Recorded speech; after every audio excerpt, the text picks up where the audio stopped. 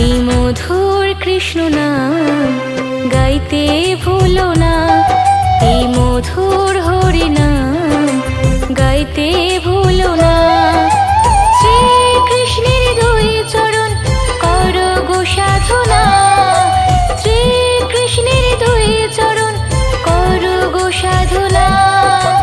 মধুর হরি নাম গাইতে ভুলো না, এই মধুর হরি নাম।